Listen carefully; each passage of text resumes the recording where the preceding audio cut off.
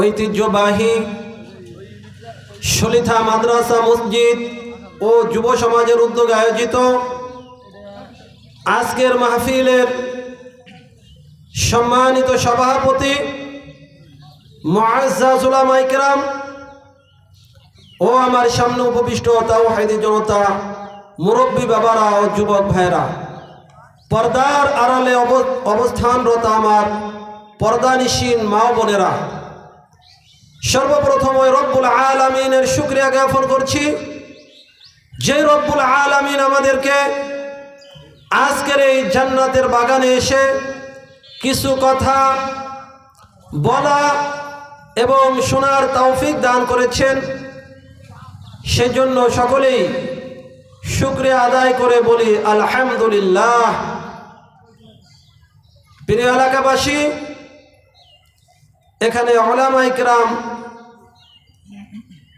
আসবেন, তেনারা হচ্ছেন মেহমান, আর এলাকার আমরা সকলেই যারা আছি সকলেই আমরা মেজবান। আমাদের সকলকেই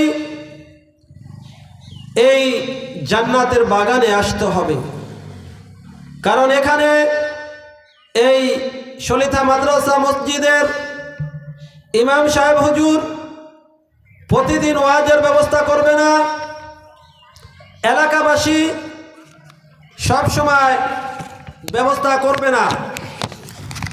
সেজন্য আমাদের প্রত্যেককেই এই জান্নাতের বাগানে আগে আগে চলে আসতে হবে, কারণ জানা নেই কার কতক্ষণ হায়াত দুনিয়ায় আছে।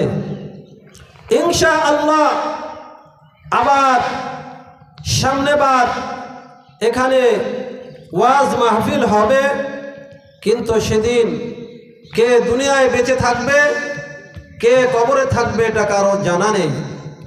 সেই জন্য এই জান্নাতের বাগানের শুরু থেকে যারা শেষ পর্যন্ত থাকতে পারবে তাদের জন্য অনেক বড় পুরস্কারের কথা হাদিস শরীফের ভিতর আসছে। রাসূল পাক সাল্লাল্লাহু আলাইহি ওয়াসাল্লাম ইরশাদ করেন,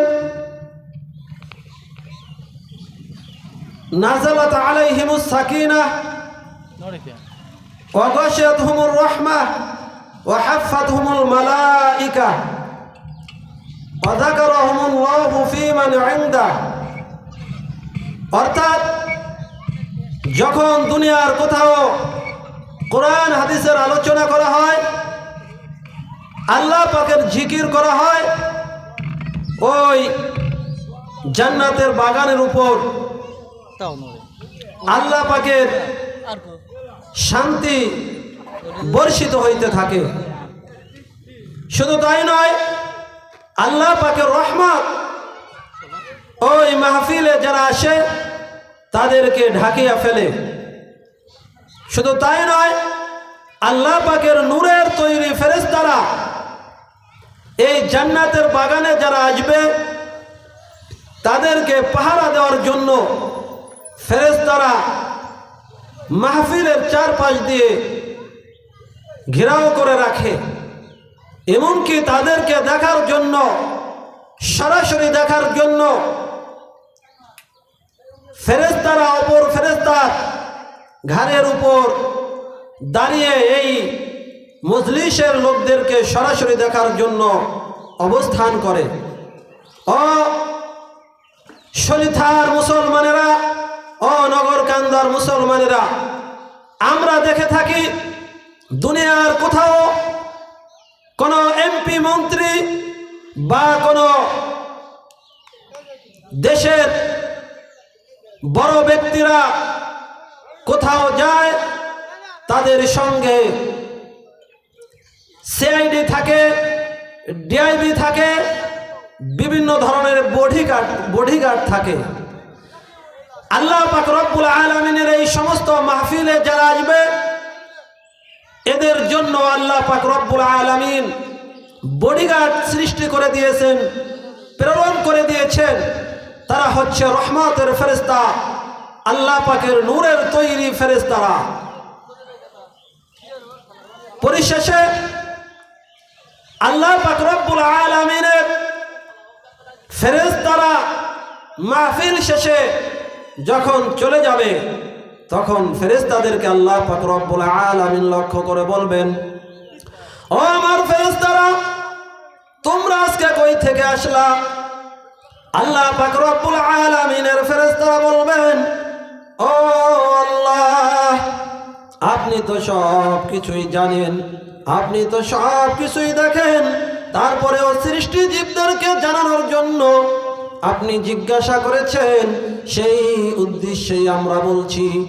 আজকে শরীথা মাদ্রাসা মসজিদ ও এলাকার যুব সমাজের উদ্যোগে এলাকায় জান্নাতের বাগান ওয়াজ মাহফিলের ব্যবস্থা করা হয়েছিল।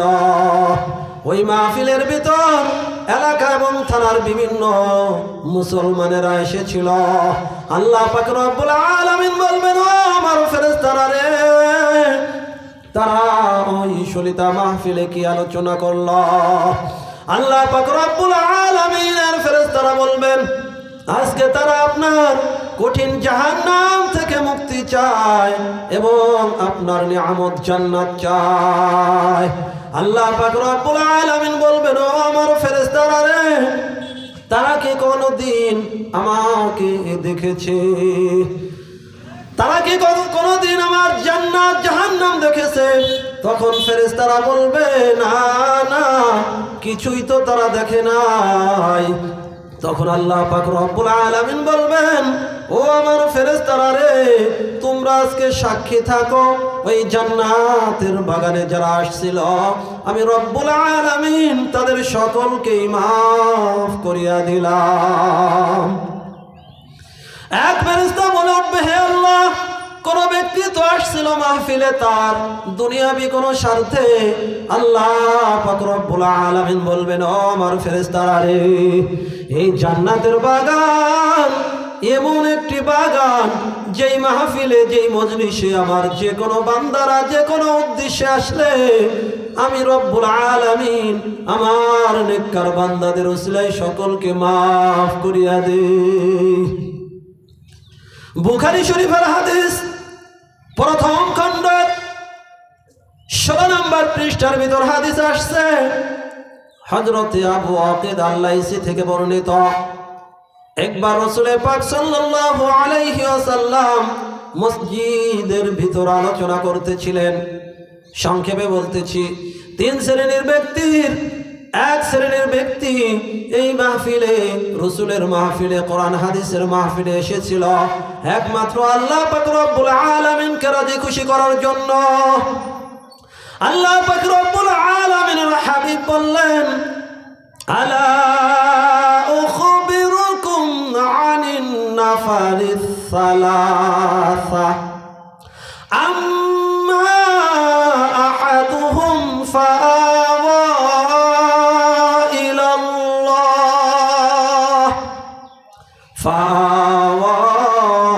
ফাআওয়াহুল্লাহ ওয়া আম্মাল আখার ফাস্তাহিয়াল্লাহু মিনহু ওয়া আম্মাল আখার ফাআরাদাল্লাহু আনহু।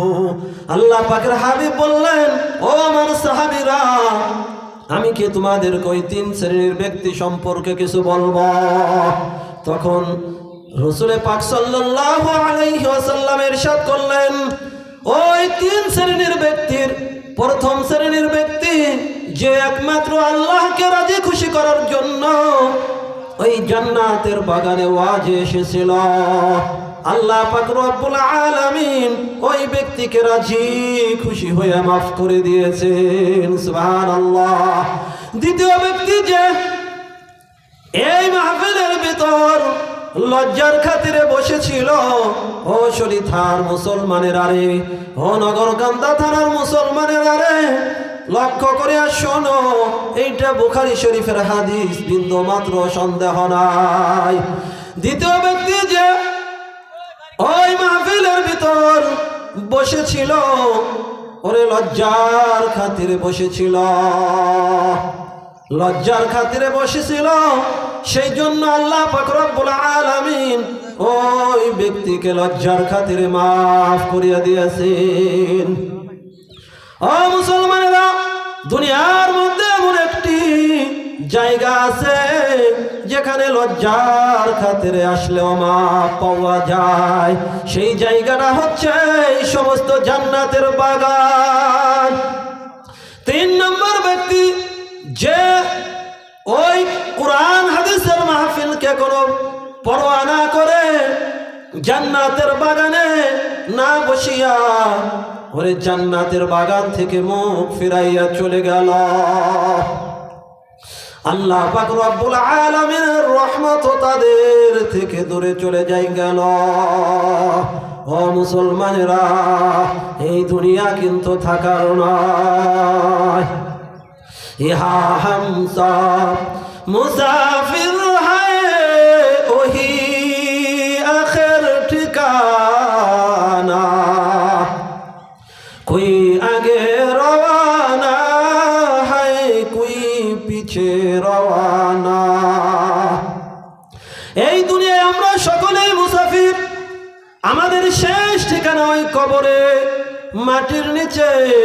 কেউ আগে রওনা দিবে, আবার কেউ পরে রওনা দিবে। সেই জন্য এই জান্নাতের বাগানে আমাদের আসা দরকার। দোকান তো সলিথা গ্রামে, নগরকান্দা, উপার বড়ইতলা সবসময় পাওয়া যাবে, কিন্তু এই জান্নাতের বাগান, এই মাদ্রাসা মসজিদের ইমাম সাহেব মাওলানা শওকত আলী সাহেব সবসময় মিলেবে না, বা এলাকার যুবকেরা সবসময় জান্নাতের বাগান প্রতিদিন বৎসরে মিলাইতে পারবে না। সেই জন্য চলে আসেন, জানা নাই। হতে পারে আপনার আমার মধ্য থেকে কারো জন্য নিকটতম কোথাও কোনো বাজারে কাফনের কাপড় চলে আসছে। আল্লাহ পাক রব্বুল আলামিন বলেন, ওয়ামা আরসালনাকা ইল্লা রাহমাতাল লিল আলামিন। আসলিথা গ্রামের মুসলমানেরা লক্ষ্য করিয়া শুনো, আল্লাহ পাক রব্বুল আলামিন বলেন যে আল্লাহ পাক রব্বুল আলামিন রসুল করিম হযরত মুহাম্মদুর রাসূলুল্লাহ সাল্লাল্লাহু আলাইহি ওয়াসাল্লামকে দুনিয়ার সমস্ত পৃথিবীবাসীর জন্য রহমত স্বরূপ প্রেরণ করেছেন।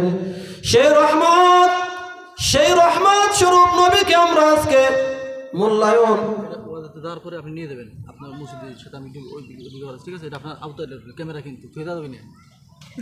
আমরা সকলে তো কিন্তু আমরা সকলে মুসাফির, আমরা রসুলের উম্মত। দুনিয়ায় এসেছি আমরা দুনিয়ায় এসেছি রসুলের উম্মত হিসাবে। আল্লাহ পাক বললেন রসুল করিম সাল্লাল্লাহু আলাইহি ওয়াসাল্লামকে আমি সারা পৃথিবীবাসীর জন্য রহমত স্বরূপ দুনিয়ায় প্রেরিত করেছি। আল্লাহ পাক রব্বুল আলামিন অন্যত্র বলেন, লাকাদ কানা লাকুম ফি রাসূলিল্লাহি উসওয়াতুন হাসানাহ। অর্থাৎ আল্লাহ পাক রব্বুল আলামিনের হাবিব বলেন, আল্লাহ পাক রব্বুল আলামিন বলেন রসুল পাক সাল্লাল্লাহু আলাইহি ওয়াসাল্লামকে আমি প্রেরণ করেছি, তিনি হচ্ছেন তোমাদের জন্য উত্তম আদর্শ।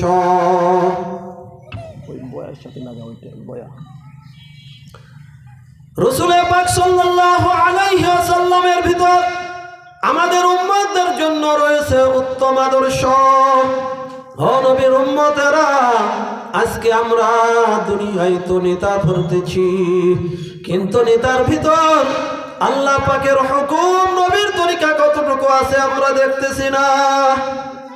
আমরা তো রসুলের উম্মত বলে দাবি করি, জিজ্ঞাসা করলে বলে যে মুসলমান, কিন্তু তোমার আমার বিবাহের অনুষ্ঠানের ভিতর নাই ইসলাম, তোমার আমার খাতনার অনুষ্ঠানের ভিতর নাই ইসলাম।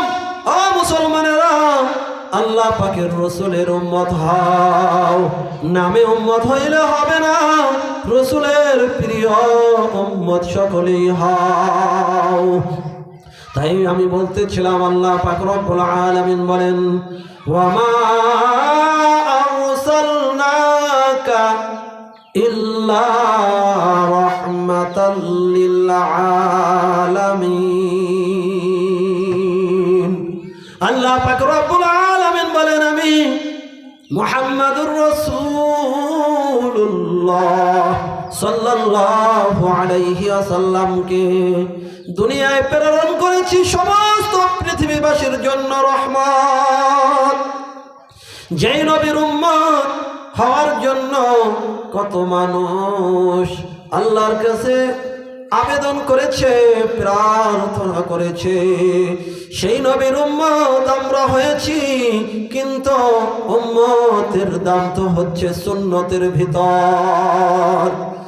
আমার ভিতর রসুলের সুন্নত নাই, আমার ভিতর আল্লাহ পাকের হুকুম নাই, তাহলে আমি কিভাবে প্রকৃত উম্মত হইলাম?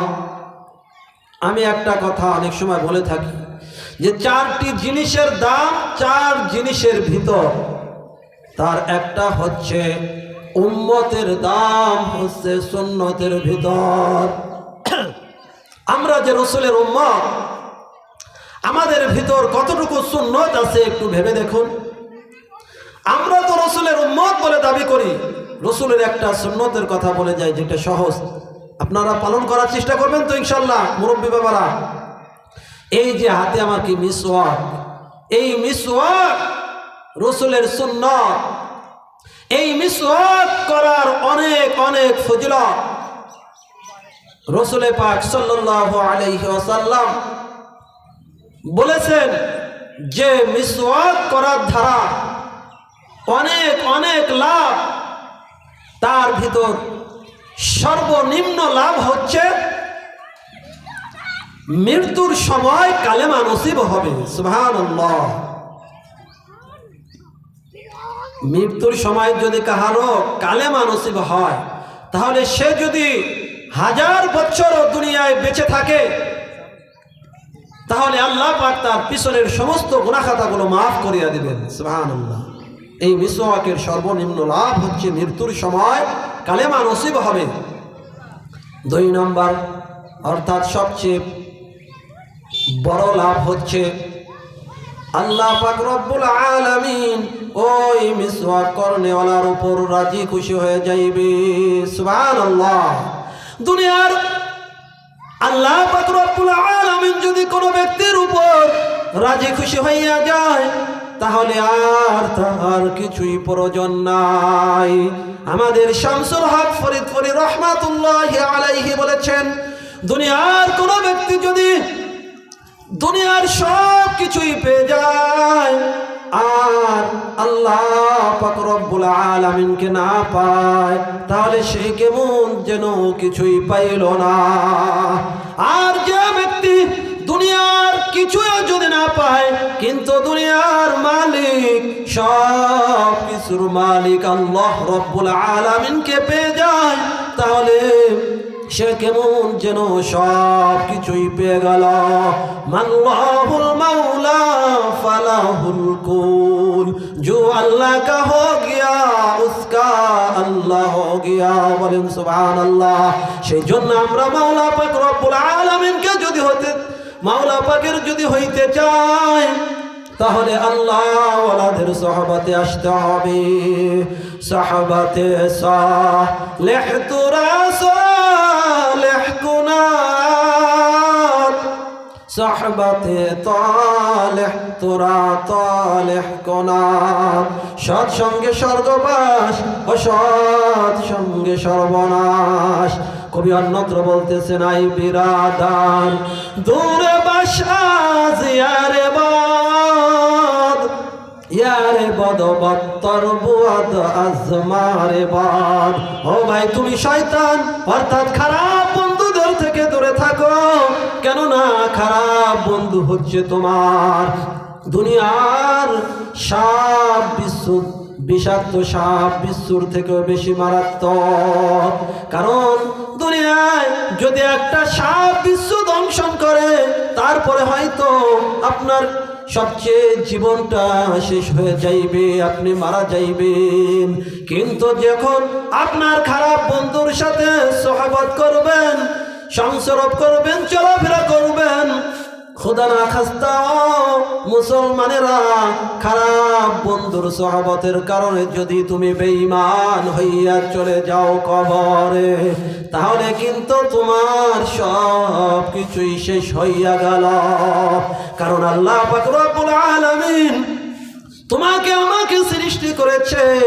আল্লাহ পাক রব্বুল আলামিন বলেছেন, ওয়ামা খালাকতুল জিন্না ওয়াল ইনসা ইল্লা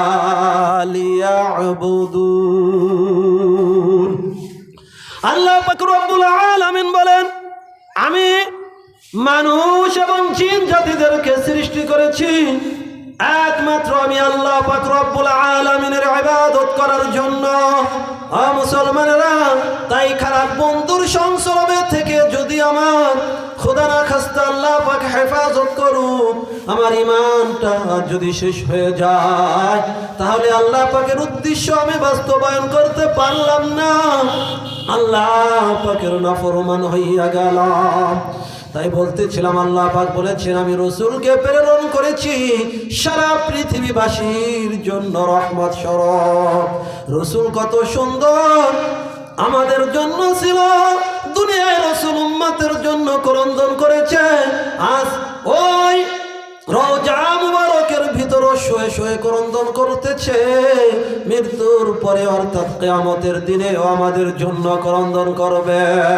সেই নবীকে আমরা চিনতে পারি নাই, ওই রসুলকে আমরা চিনতে পারি নাই, যেই রসুলকে কাফির বেঈমান মুশরিকেরা আল আমিন বলে ডাকত, বিশ্বাস বলে ডাকত। সেই রসুলের উম্মত হওয়ার পরেও আমরা রসুলের প্রকৃত অনুসারী হইতে পারলাম না। রসুলের উম্মত বলতেছিলাম চারটি জিনিস, সের ভিতর চারটি জিনিসের দাম। এক নাম্বার হচ্ছে উম্মতের দাম হচ্ছে সুন্নতের ভিতর। দুই নাম্বার এলাকার মা বোনেরা, মহিলাদের দাম হচ্ছে পর্দার ভিতর। আজকে তো আমরা অনেকে বেপরদায় চলতেছি, আমাদের নিজেদের সৌন্দর্য, আল্লাহ পাকের দেওয়া সৌন্দর্য মানুষদেরকে দেখাইতেছি। আল্লাহ পাক রব্বুল আলামিন বলেন, ওয়াকারনা ফি বুয়ুতিকুন্না ওয়ালা তাবাররাজনা তাবাররুজাল জাহিলিয়াতিল উলা।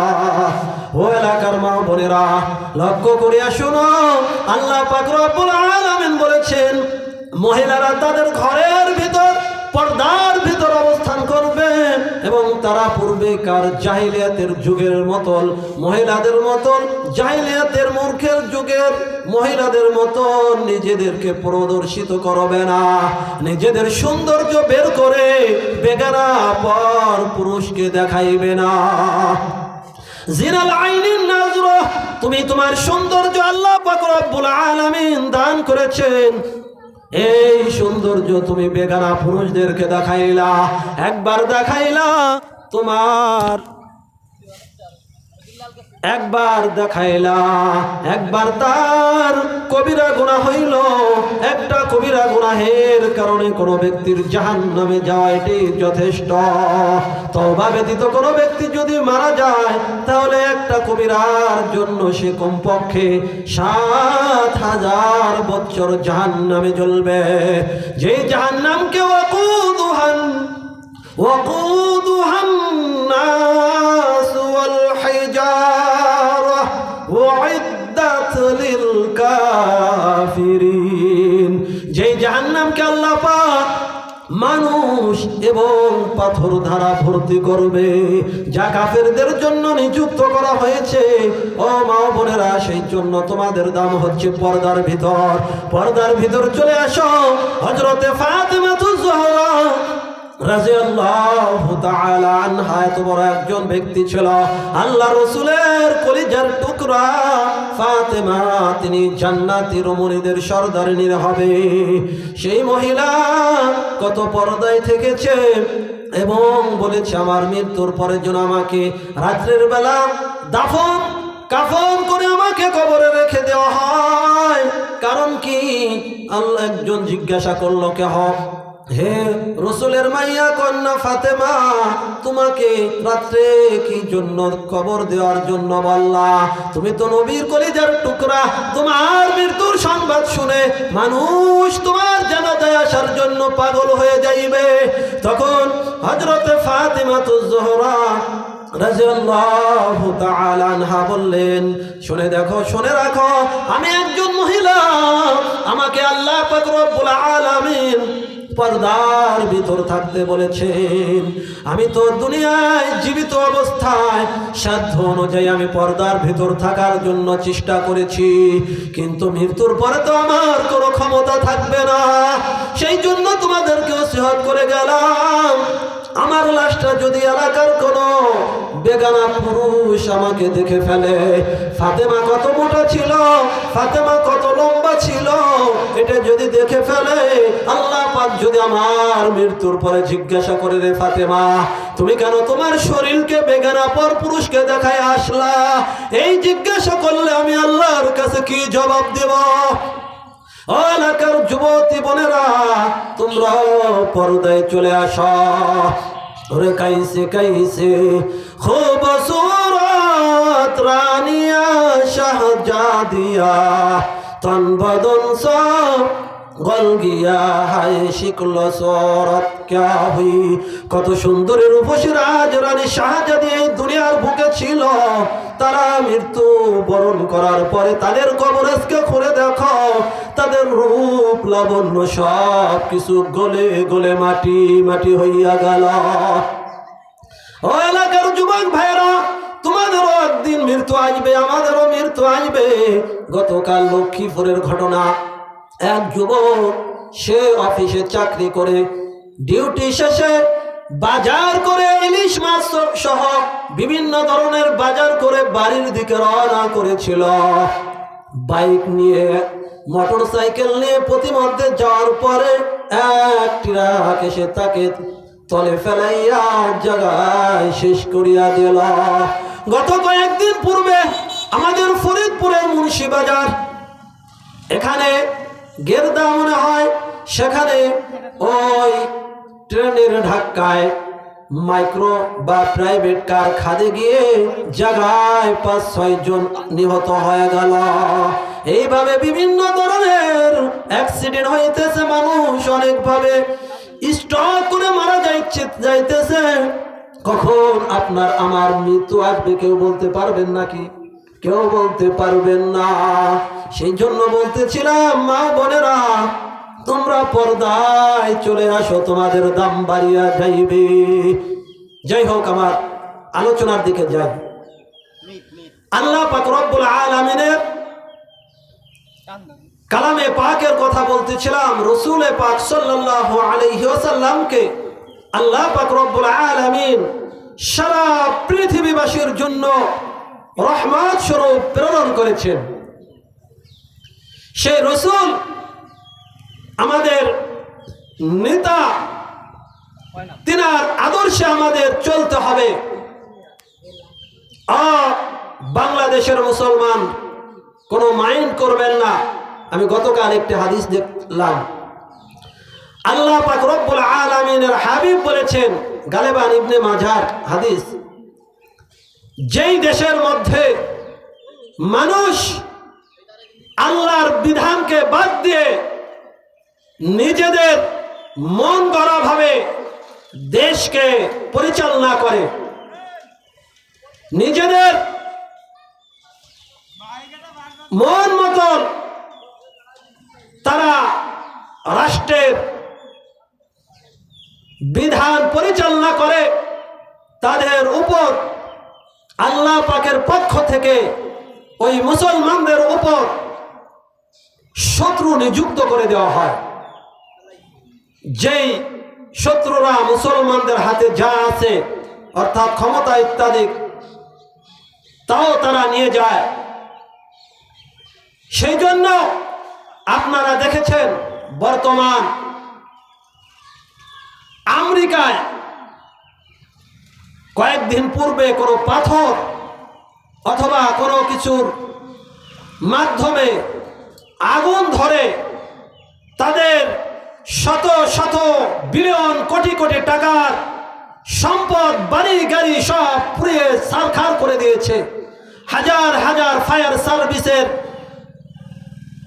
ওই মাধ্যমে এমনকি হেলিকপ্টার বিমানের মাধ্যমে পানি দিয়ে ওই আগুনকে নিভাবার জন্য চেষ্টা করছে, কিন্তু পারে নাই। সেজন্য আমার অনুরোধ, দুনিয়ায় আল্লাহ পাক যাকে যতটুকু খুশি ক্ষমতা দান করেছেন, এই ক্ষমতা পেয়ে আমরা যেন আল্লাহকে না ভুলে যাই। আল্লাহ পাক আমাকে ক্ষমতা দিয়েছেন, হাদিসে পাকের ভিতর আসছে, ও মুসলমানেরা শুনে দেখো, সহিহ হাদিস, এখানে উলামায়ে কেরাম আছে। আল্লাহ পাক রব্বুল আলামিনের হাবিব বলেন, আলা কুল্লুকুম রাঈন ওয়া কুল্লুকুম মাসউলুন আন রাইয়াতিহি। সাবধান, তোমরা সকলেই দায়িত্বশীল, আর তোমাদের সকলকে দায়িত্ব সম্পর্কে জিজ্ঞাসা করা হবে। একজন পুরুষ তার পরিবারের বিবি বাচ্চা ছেলে মেয়ের জন্য দায়িত্বশীল। এই ব্যক্তিদের সম্পর্কে তোমার ছেলে মেয়ে যখন বালেগা হয়েছে, আল্লাহর হুকুম নবীর তরিকা মেনেছে কিনা, পর্দায় থেকেছে কিনা, এই ব্যাপারে আল্লাহ পাক জিজ্ঞাসা করা হবে। রে মুসলমান, তোমরা অনেকে আমার বাবাকে চিনো। এই গ্রামে আমার সাবেক গ্রাম, আমার বাবার নাম মরহুম শেখ আইনুদ্দিন। পূর্বপাড়া বাড়ি ছিল, আমার দাদাও ছিল ওই কবরস্থানে শুইয়া আছে। তারা দুনিয়ায় ছিল, তারা চলে গিয়েছে। তাদের সকলের দায়িত্ব ছিল আমাদেরকে আলেম বানানোর জন্য চেষ্টা করেছে, কিন্তু আমরা আল্লাহ পাকের তৌফিকে আলেম হওয়ার আগেই আমার আব্বু 2009 সালে মসজিদের ভিতর থেকে চলে গিয়েছে কবরে। এইভাবে তোমারও যাইতে হইবে, আমারও যাইতে হইবে। সেই জন্য বললাম, আল্লাহ পাক যে দায়িত্ব দিয়েছে, এই দায়িত্ব পুঙ্খানুপুঙ্খানু ভাবে আদায় করেন। একজন মহিলা তার পরিবারের মেয়ে ছেলেদের ব্যাপারে, ছেলে মেয়েদের ব্যাপারে দায়িত্বশীল। ও মা বোনেরা, অনেকেরা তো নিজেই মোবাইল চালাইতেছি, ওরে ভিআইপি ফোন, আইফোন, এমনকি অ্যান্ড্রয়েড সেট দিয়ে নিজেরা বেহায়াপনা নাচ গান দেখতেছি। আমাদের মেয়েদের হাতেও ওই বড় সেট দিয়ে দিচ্ছি। এর মাধ্যমে যত গুনাহ করবে, আল্লাহ পাক তোমাকে দায়িত্ব দিয়েছেন মহিলা, এই দায়িত্ব সম্পর্কে আল্লাহ পাক তোমাকে এরকম ভাবে প্রশ্ন করবে। সেই জন্য যুবকেরা বলতে পারে, হুজুর আমরা তো এখনো বিবাহ করি নাই, আমাদের তো বউই নাই, আর ছেলে মেয়ে তো দূরের কথা। তাদেরকে বলি, তাদেরও একটা দায়িত্ব আছে।